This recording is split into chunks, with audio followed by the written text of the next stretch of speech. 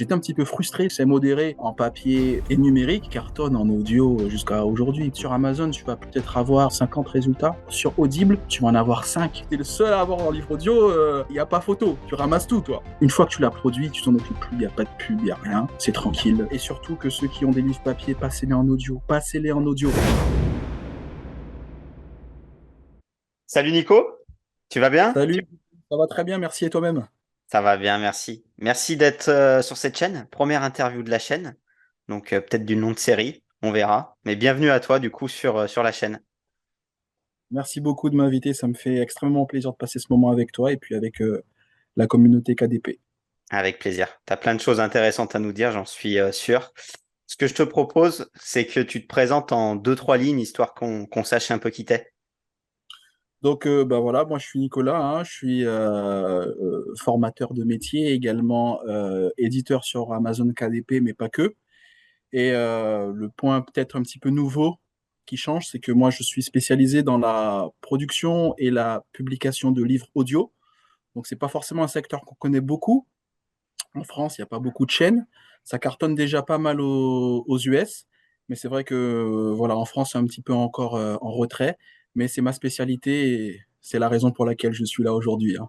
Ouais, super intéressant. Ouais. C'est pour ça que je voulais que tu nous en parles un petit peu, parce que c'est vrai que c'est pas du tout développé en France. Moi, j'en fais pas du tout. Et alors, il y a quelques personnes qui en font, hein, mais c'est vrai que c'est plutôt rare. Du coup, comment t'es arrivé dans le monde de KDP? Bien écoute, le business en ligne m'a toujours intéressé, hein, comme beaucoup de gens qui tombent sur Amazon KDP, Amazon FB, etc. Et puis moi, par rapport à ma personnalité, par rapport à mon aversion au risque ou au capital à investir, j'ai trouvé que KDP, c'était vraiment la solution la plus idéale, hein. On n'a pas de stock à gérer, tout passe par Amazon, et puis quelles que soient les autres plateformes, ben, c'est elle qui s'occupe d'envoyer les livres au client final. Donc voilà, déjà la praticité. Et puis les livres audio, en ce qui concerne les livres audio, c'est que moi je suis plutôt gros lecteur. Et c'est vrai que parfois ça m'est arrivé d'avoir soit un peu la flemme, soit pouvoir vouloir un petit peu en lire davantage. Et ben, à un moment donné, ben, si tu es en voiture, tu peux pas forcément lire. Et le livre audio s'est imposé de lui-même.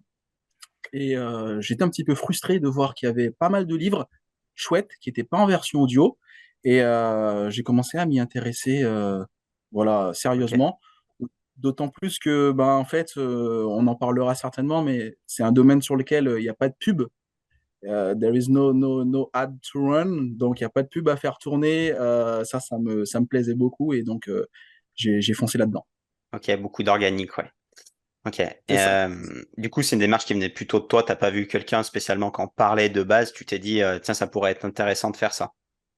Alors, il y avait quelques quand même youtubeurs américains. Il y a Emeka, il y a Mikkelsen Twins, pour ceux et celles qui connaissent un petit peu l'anglais, qui ont déjà vu leur chaîne, qui sont des pionniers, hein, sur le marché US. Et donc, eux m'ont inspiré, m'ont beaucoup inspiré. Et en plus, déjà aux États-Unis, la compétition, elle est beaucoup plus faible en sur le livre audio. Donc, a fortiori en France, je ne vais pas dire que c'est le désert, mais voilà, tu sors un livre, il va se vendre. Il va se Ouais. vendre. C'est obligatoire. Même Ok. sans trop d'efforts. Ouais, parce que très peu de concurrents en France. Ok. Du coup, tu peux nous en dire juste un peu plus sur tes chiffres, combien tu réalises en chiffre d'affaires, en marge, en royalties, combien tu as de livres, depuis Très quand bien, tu fais aussi ça, des audiobooks. très bien. Bon, en fait, moi, j'ai commencé sur KDP. Là, j'ai regardé avant de venir. Mon premier livre, je l'ai publié en août 2021. Donc, ça Ok, va faire 2 ans dans quelques mois. Aujourd'hui, j'ai une trentaine de livres audio. Donc, bon, j'ai commencé tout doucement en faisant des erreurs, hein. J'ai commencé allez, les 3 premiers mois à faire 300 euros, puis après à faire 400, 600 euros. Et aujourd'hui, je tourne un petit peu à moins de 1000 euros par mois. Donc, disclaimer, je sais que la liberté financière est en vogue sur YouTube. Je ne suis pas encore libre financièrement, mais voilà, en une année, c'est vraiment de bon augure et je compte bien continuer. ok. Ouais, c'est déjà cool, ça fait déjà un bon revenu. Ok. Et du coup, c'est principalement des revenus qui sont de tes livres audio, où tu fais aussi du brochet. Je fais du brochet, mais comme je t'ai dit tout à l'heure, moi, je suis pas un super fan de la pub. Donc, Hmm. parce que la pub, en fait, Si tu fais ça bien, il faut quand même que tu optimises tes campagnes. Il y a des campagnes qui fonctionnent bien, il y a des campagnes qui fonctionnent moins bien. Donc celles qui fonctionnent bien, bah, tu les boostes. Celles qui fonctionnent moins bien, tu les arrêtes. Et ça nécessite quand même un suivi, à mon avis. Et donc du coup, c'est le côté suivi de pub qui m'a un petit peu Ok. fait mettre de côté le high content en tant que tel pour me concentrer sur le livre audio, où c'est vraiment Amazon qui va pousser ton livre, hein, qui va vraiment le sponsoriser sur Google dans les résultats de recherche sans que toi, tu n'aies rien à faire. Donc, une Mhm. fois que tu as créé ton livre audio, si tu as fait un bon travail, eh bien, Amazon se charge du reste. Ça, c'est Ok. vraiment cool. Tu n'as plus rien à faire. Ouais. Alors que c'est vrai que sur le brochet, de plus en plus, tu es obligé de faire de la pub.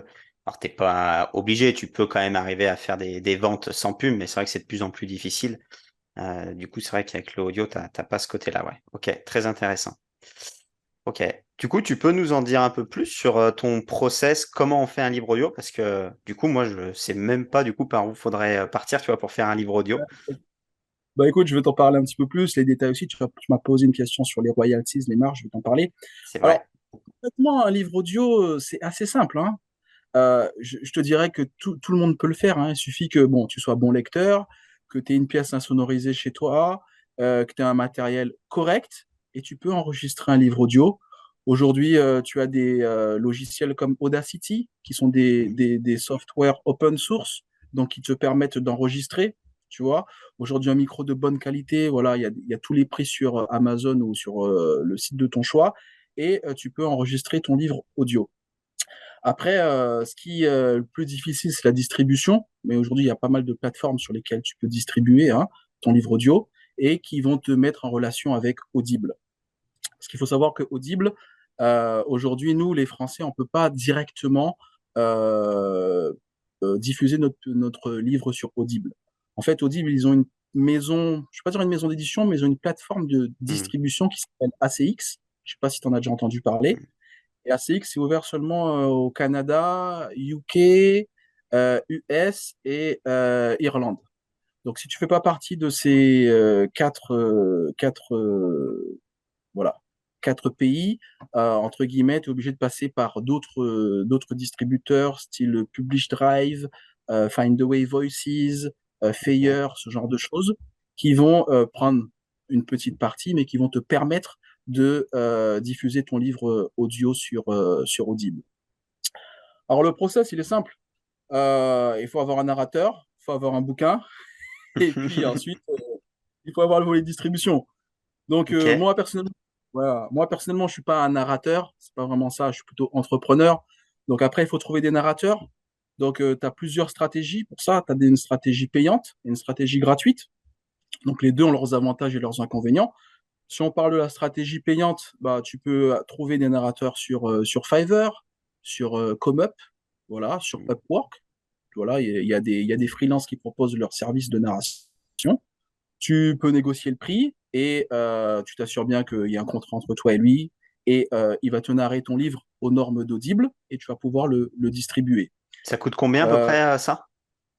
Un alors, c'est prestataire pas comme la ça? solution que je recommande parce que là, avec les freelances, tu vas être au moins à 500 à 800 euros pour un livre audio. Ouais. Donc, c'est une possibilité si tu as le budget, mais c'est pas forcément ce que je te recommande.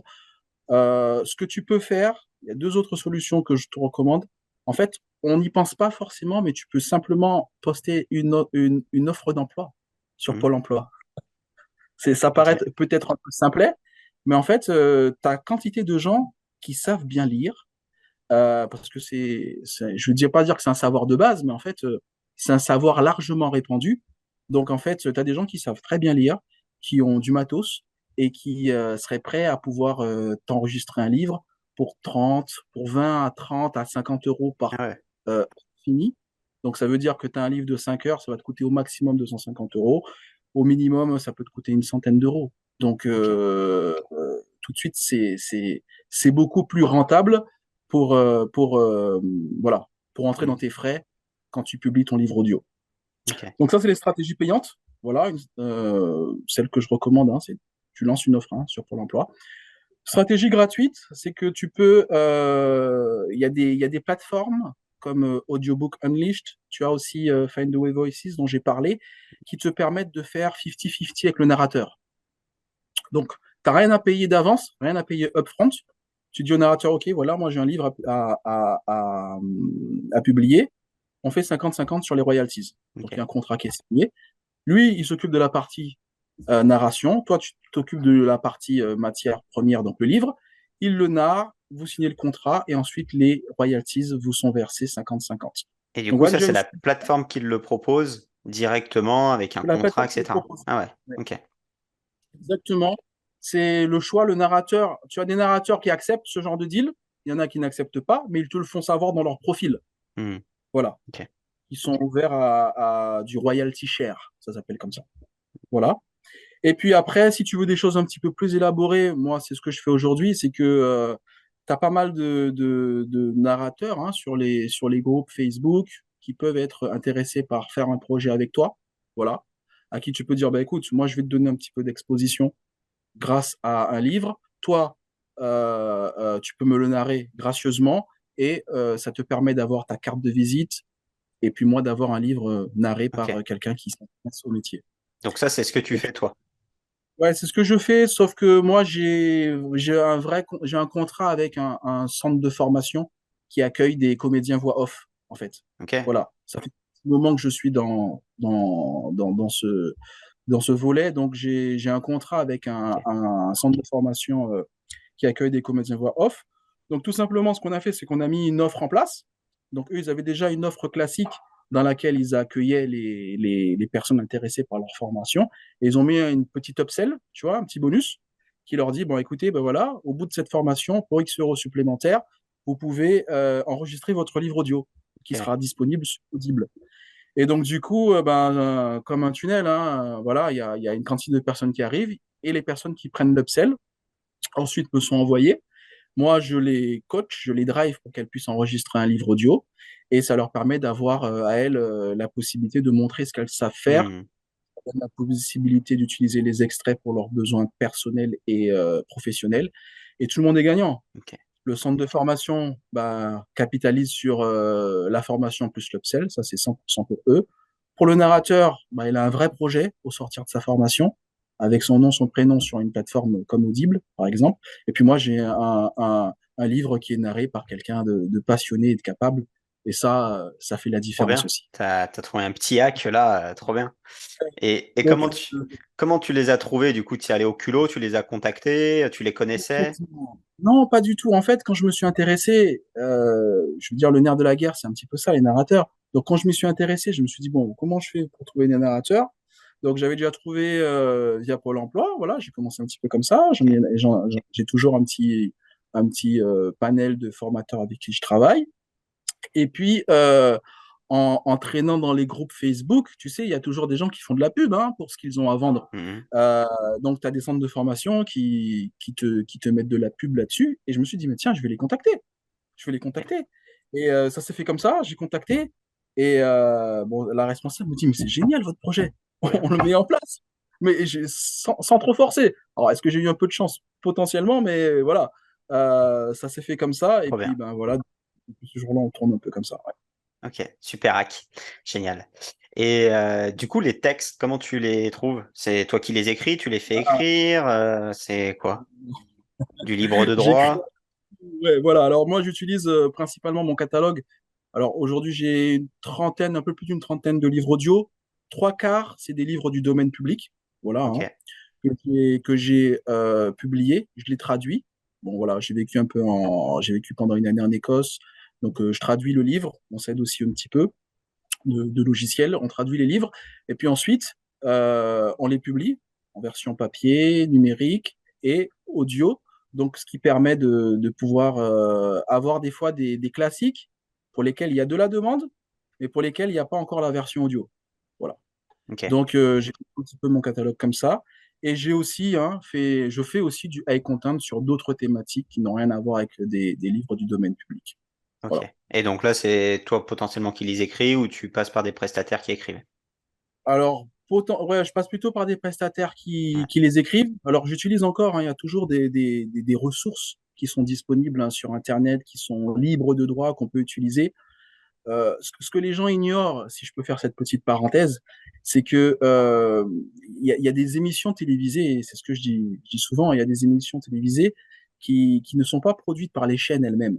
Voilà, tu vas regarder une enquête exclusive, par exemple, tu vas avoir en fait une maison de production qui va produire cette Mhm. émission, ce reportage, et qui va le vendre à M6. D'accord? Je caricature, hein, entre Ouais. guillemets, qui va le vendre à M6. Et M6 va le diffuser avec une exclusivité sur le territoire français. D'accord? Mais ce même reportage, eh ben, il va être vendu aussi en Suisse, pour une chaîne Mhm. suisse, parce que c'est francophone. Il va être vendu également en Belgique, parce que bah, c'est francophone. Mais aujourd'hui, tu as ça également dans l'édition. Tu as des personnes qui peuvent t'écrire des articles, voilà, des articles de blog, et qui vont te vendre voilà, une dizaine, une trentaine, voilà, en fonction du nombre de mots que tu souhaites. Et tu vas utiliser ça pour créer ton livre high content d'une manière beaucoup plus rapide et sans avoir à débourser des frais pour un copywriter ou un ghostwriter, pardon, Ok. à 1000 euros. Donc Ok. allez, peut-être pour une centaine d'euros, tu as un livre high content. Mhm. Ok, du coup, tu parlais tout à l'heure, tu disais que potentiellement c'était des classiques où la version audio n'existait pas. Donc, pour Ouais, c'est trouver ça. tes niches, ça peut être une des solutions. Tu prends des gros classiques où tu repères qu'il n'y a pas d'audio existant et du coup, tu te lances dans l'audio de ce classique-là. Et easy peasy, exactement. Donc je regarde un petit peu ce qui se passe dans le domaine public. Voilà, tu peux taper ça sur Amazon, tu cherches un petit peu. Il y a des sites, hein. Tu prends un site comme Project Gutenberg qui recense plus de 70 000 livres du domaine public. Bon, donc il y a de quoi faire. Et chaque année, tu as des livres qui tombent dans le domaine public. Et tu as beaucoup de classiques qui ont déjà été traduits en français. Donc tu regardes un petit peu, voilà ce qu'il y a, et qui n'ont pas encore eu leur version audio en français. Et tu regardes aussi ce que te propose Project Gutenberg parce que tu peux filtrer par les meilleurs téléchargements du mois, de la semaine, etc.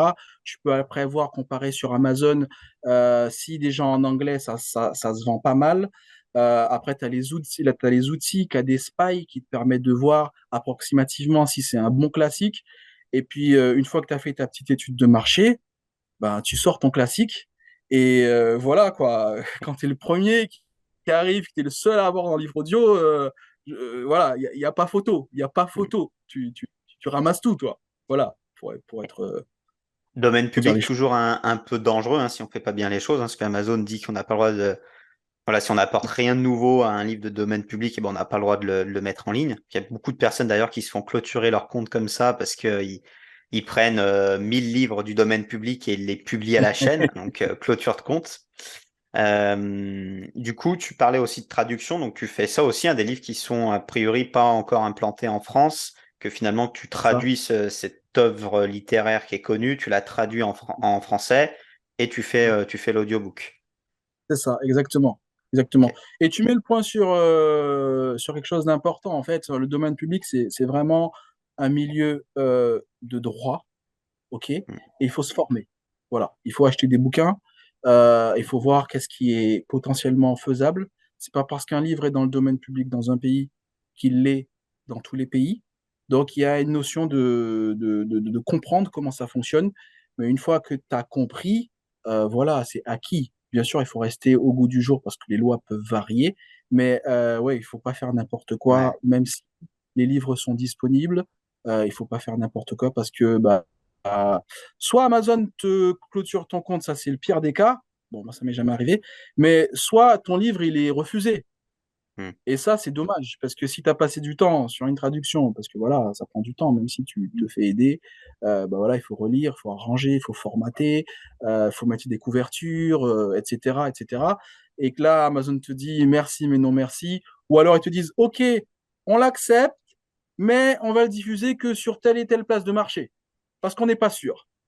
Donc, tu vois, c'est là où il faut faire attention. Donc, Ouais. ouais, C'est vrai que c'est toujours un faut peu faire gaffe. délicat pour ça, ouais, le domaine Un peu public. délicat, mais Ouais. bon, Faut, ouais, comme tu dis, il faut bien être formé, faire bien les choses et bien respecter les règles d'Amazon, hein, parce qu'ils disent, voilà, le domaine public, on a le droit, mais il faut faire ça, ça, ça, ça et ça. Donc, tu disais aussi des fois que tu faisais écrire certains bouquins, parce que moi, voilà, c'est vrai que j'écoute des fois des livres de business, des trucs comme ça. Donc, je me dis, ces thématiques aussi doivent beaucoup fonctionner, quoi, sur le développement personnel à écouter, des choses comme ça.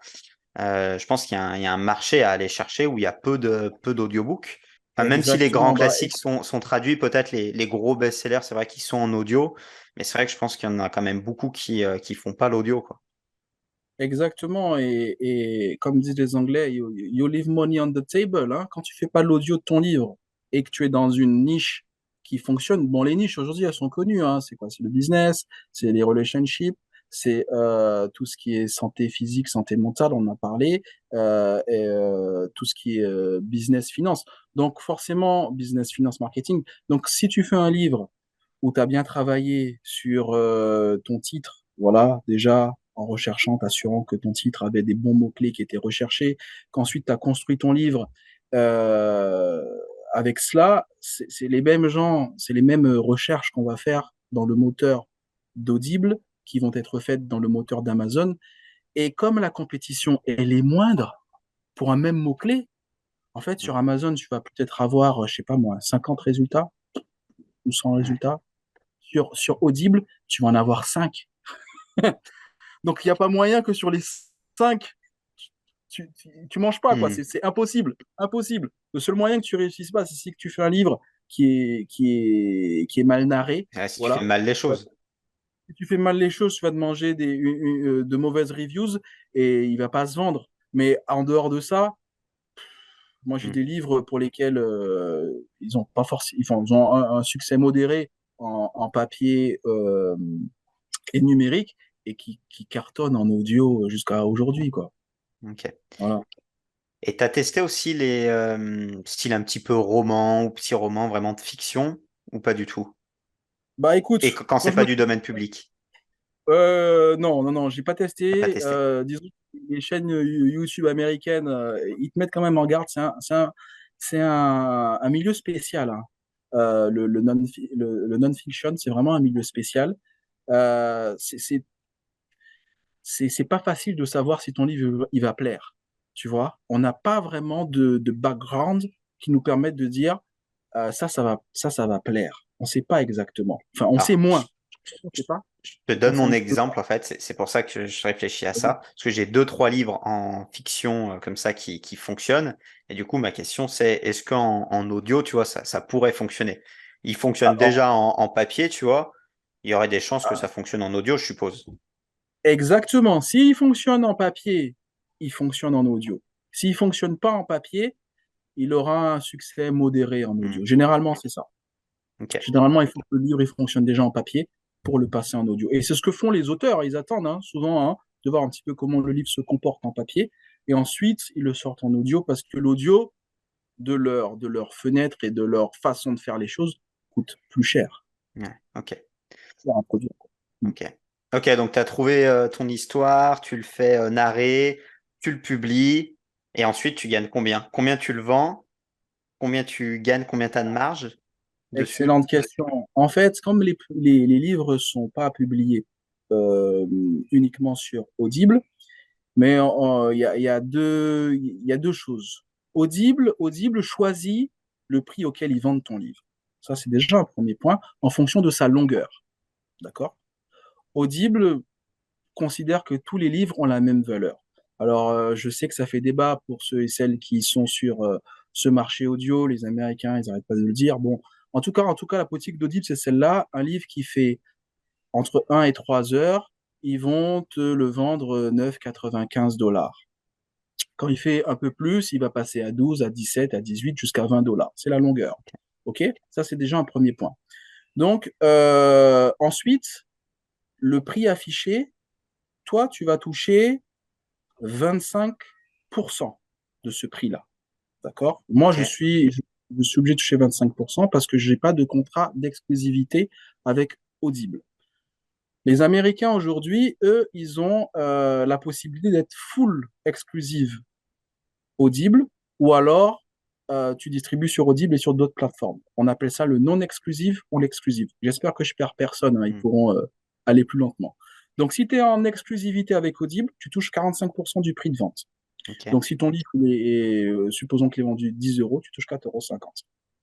Maintenant, pour moi, ce même livre vendu 10 euros, je vais toucher 2,50 €. Un petit peu moins parce que bah, la plateforme par laquelle je vais passer va prendre 10% ou 20% de ces 2,50 €. Et donc, moi, je vais toucher le reste. Donc, D'accord. tout dépend du prix auquel Audible va indexer le livre. Ok. Pour Audible. Ah, tu vois, je savais pas du tout ça que c'est eux qui Ouais, choisissaient ton livre. Donc, ouais. ouais. Après, si Et je peux rajouter, juste sur ouais, dis-moi. les autres plateformes respectent ton prix de vente conseillé D'accord. et ils te versent le montant défini au contrat. Ok. Donc finalement, donc le prix dépend du temps de narration, donc finalement de mon texte, du nombre de mots que je vais avoir. Ouais. Donc admettons un livre de 20 000 mots. Je ne sais pas si tu as les ratios, un livre de 20 000 mots par exemple, ça prend combien de temps à narrer? 2 heures? 2 heures, 20 000 mots. Donc, Ok. idéalement, de sweet spot, c'est 5 heures. Il faut que ton livre Ah audio ouais, il fasse 5 heures pour qu'il soit intéressant. Parce que les gens sont sur des crédits audio. D'accord? Chaque mois, ils ont un crédit. Si ton livre il fait moins de 5 heures, la question se pose de savoir est-ce que je le lis en papier ou je dépense mon crédit audio là-dedans. OK? d'accord. Donc, quand il fait moins de 5 heures, les gens ont tendance à revenir sur du livre papier ou du Kindle. Par contre, quand ils font plus de 5 heures, à partir de 5 heures, ok, il y a un peu de fatigue là, il faut lire hein, les 5 heures. Donc là, ok, je prends mon livre audio, je serai relax, Ok, ça passe bien. Donc voilà, moi, c'est une règle, jamais en dessous de 5 heures. ok. Ça Faut qu'il dépend fasse aussi 5 peut-être heures. des thématiques, parce qu'il y a des thématiques où ça va être ça qui va jouer, mais des thématiques où tu veux écouter peut-être ton livre en faisant d'autres choses. Et du coup, tu vas Alors, l'écouter 1 heure, non? Plus ou moins alors, tu ça. peux toujours faire des pauses. Après, il y a une thématique qui peut fonctionner un peu moins de 5 heures, c'est les livres où tu apprends une autre langue. Je Ouais. sais que ça Ah ouais. fonctionne. Moi, je ne me suis jamais lancé, mais je sais que les livres sur lesquels tu apprends une autre langue, les gens écoutent ça en voiture, etc., peuvent faire moins de 5 heures et ils se vendent aussi comme des Ok. petits pains. Mais sinon, quand tu es sur du non-fiction ou du fiction, il faut que tu sois sur du 5 heures minimum pour que ça Ok. soit. Pour qu'il n'y ait pas de frein à l'achat Ok. côté contenu. Euh, et du coup, je rebondis dessus, ça me fait penser, parce que du coup, là, c'est du coup des gros livres pour adultes, mais pour les enfants, tu as essayé des petites histoires. Tu sais, on voit souvent là les histoires inspirantes qui sont très à la mode sur Amazon, une niche d'ailleurs qui est saturée en brochet. Mais ça, est-ce que ça pourrait marcher en livre audio? Euh, je reste persuadé quand même que à partir du moment où les gens utilisent leur crédit audio, il faut que tu sois au-dessus de 5 heures. Ok. Maintenant, si tu places toi-même ton livre à 4,95, par exemple, il va te l'acheter à 4,95. Il ne gaspille pas de livre audio et il peut te prendre ta petite histoire Ok. d'enfant. Ensuite, il faut savoir quand même que le public des livres audio, c'est des 35-45 ans. Hmm. Donc, c'est rare quand même qu'ils prennent un livre audio. Il y en a qui peuvent prendre Ouais. un livre audio et faire écouter à leur enfant, mais c'est pas la C'est pas le majorité. marché. Ouais, c'est pas la C'est pas le cible. marché. Hmm. C'est pas la Ok. cible. Pas encore, en tout cas. Ok. Super intéressant. J'apprends plein de trucs, donc c'est cool. Avec plaisir, avec plaisir. Ok. Du coup, tu sors une formation et j'ai le plaisir d'y participer un petit peu. Est-ce que tu peux nous en parler deux, trois mots? Qu'est-ce que Bah c'est? écoute, C'est une formation un peu coaching? Dis-nous tout. bon, j'ai de la chance de pouvoir faire ce que j'aime et j'ai de la chance de pouvoir avoir pas, il y a pas une compétition énorme. Donc, 70 000 livres audio sur Project Gutenberg, par exemple, et il y a vraiment de la place pour tout le monde. Donc, effectivement, je sors un coaching hein, qui date d'un mois, sur lequel j'accompagne tous ceux et celles qui seraient intéressés pour faire du livre audio. Donc, ça peut être quelqu'un qui n'a jamais démarré sur KDP parce qu'on démarre déjà sur du high content. Déjà, ça, c'est un point important, hein. Je fais Donc pas de low content. sur du brochet classique, c'est ça? Exactement. Donc, il y a une partie domaine public. Il y a une partie aussi high content où là, on va créer des vrais livres, enfin, des vrais livres, des livres recherchés sur des thématiques précises, mais pas de low content, pas de middle content. Donc, on voit tous les fondamentaux d'Amazon, hein. Donc, déjà, bon, voilà, la description, la recherche des mots-clés, le titre qui va bien, le contenu A+, et la partie que tu affectionnes et que j'affectionne un peu moins, la publicité sur Amazon. Et c'est vrai que tu as l'honneur de Yes. m'aider, d'être dans ce coaching pour la publicité. Et je pense que ça va être vraiment bien pour les étudiants. Ouais, ça va être cool, ouais. Ça va être cool, ouais. Donc moi, je serai là 3 heures en session, ouais, notamment sur la publicité, sur le marketing ou pas sur d'autres choses potentiellement, hein, mais ouais, plus côté broché. euh, et toi, plus finalement côté e-book Et et les côté bases. audio. Et côté audio, oui, côté audio, pardon. Ok. Exactement. Du coup, combien d'heures de coaching? Bah écoute, j'ai la chance d'avoir pu faire homologuer cette formation via le CPF. Ça, Donc, c'est bien de le dire parce que je crois que c'est la seule française, seule formation coaching sur KDP en France qui est homologuée CPF, hein. voilà, Donc voilà. Donc, bingo, merci. on me Ça le n'a pas demande été tout le temps. facile. Ça n'a pas été facile, mais on a réussi à force de va-et-vient avec France Compétences. Mais bon, c'est fait. Elle est homologuée CPF. Il y a deux possibilités. Il y a du 14 heures ou 21 heures. Après, ça dépend du budget de la personne. Ça va dépendre aussi de son besoin. Voilà. La formation de 21 heures est un peu plus flexible. On peut faire des sessions d'1 heure, puis on se redonne rendez-vous. La formation de 14 heures exige qu'on se voit 2 journées consécutives ou pas de 7 heures. Voilà, c'est des règles auxquelles je suis obligé de me soumettre. Mais voilà, tout le Ok, monde peut y participer. Elle s'adresse à tout entrepreneur, aux auteurs aussi. Par contre, on n'apprend pas à écrire dans cette formation. On apprend à vendre son livre d'une bonne manière et on apprend aussi à le publier au format audio. Voilà. cool, cool. Et du coup, tous les petits hacks que déjà tu nous as donnés, je pense qu'ils seront développés avec toi, Et quoi. bien plus, et bien plus. Et puis, toutes mes ressources, je les mets à disposition des apprenants. Genre, voilà, je te montre comment je fais et je t'accompagne jusqu'à ce que tu publies ton premier livre audio. Et une fois que tu sais faire du vélo, bah, t'oublies pas, quoi. Une fois que tu as Ouais, compris comment ça fonctionne, tu déroules tout seul. Tu déroules génial. tout seul. Ok. Ouais, je pense que c'est super intéressant pour ma communauté. Alors, je sais pas ce qu'ils vont en penser. Dites-nous dans les commentaires ce que vous en pensez. Et voilà, le côté audio. Enfin, j'ai l'impression que c'est sous-exploité et donc ça s'y prête pas pour tout le monde, hein. C'est sûr que ceux qui font du low content, bah, on oublie. Ceux qui font du medium content, on oublie. Ceux qui font que de l'enfant, peut-être qu'on oublie.